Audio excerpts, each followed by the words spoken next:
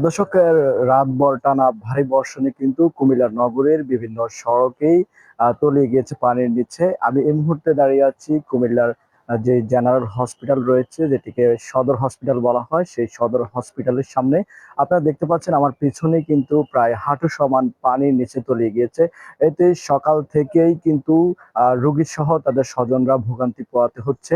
পাশাপাশি আপনাদেরকে যদি একটি বিষয় বলে রাখি যে আজকে এইচএসসি পরীক্ষার্থী যারা ছিল তারা কিন্তু সকাল থেকেই পরীক্ষা কেন্দ্রে যাওয়ার জন্য ব্যাপক চরম ভোগান্তিতে পোহাতে হয়েছে তাদেরকে। আমরা দেখেছি যে কুমিল্লা যে সদর যে মহিলা কলেজ রয়েছে, সেখানে যে পরীক্ষা কেন্দ্রে যারা পরীক্ষার্থী এসেছিলেন তাদের মধ্যে কিছু কিছু পরীক্ষার্থীকে নৌকা দিয়ে পরীক্ষার হলে নেওয়া হয়েছে। পাশাপাশি আমরা সড়কে কিছু শিক্ষার্থীদেরকে দেখেছি যারা পরীক্ষা কেন্দ্রে যাওয়ার সময় রাস্তার পাশে যেই ড্রেন রয়েছে, ড্রেনের কিছু কিছু অংশে যে স্ল্যাবগুলো খোলা রয়েছে, সেই স্ল্যাবগুলোর খোলা যে অংশে কিন্তু তারা পড়ে গিয়ে আহত হয়েছেন, এমনও চিত্র আমরা দেখেছি।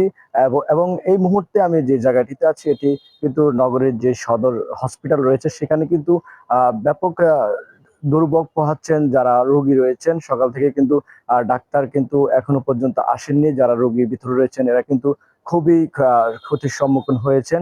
পাশাপাশি নগরবাসী যেটি দাবি জানিয়েছেন যে কুমিল্লা যে সিটি কর্পোরেশন যে প্রশাসক রয়েছেন ইউসুফ মোল্লা টিপু, তিনি দীর্ঘদিন যাবৎ ধরেই কিন্তু এই নগরীর যে জলাবদ্ধতা নিরসনে তিনি কিন্তু ব্যবস্থা নিচ্ছেন। পাশাপাশি এখন নগরবাসীদের যেই দাবি রয়েছেন সেটি হচ্ছে কুমিল্লা নগরীর যে জলাবদ্ধতা রয়েছে সেটিকে সঠিক পদক্ষেপের মাধ্যমে জলাবদ্ধতা নিরসনের যেন কুমিল্লা সিটি কর্পোরেশন ব্যবস্থা নেয়।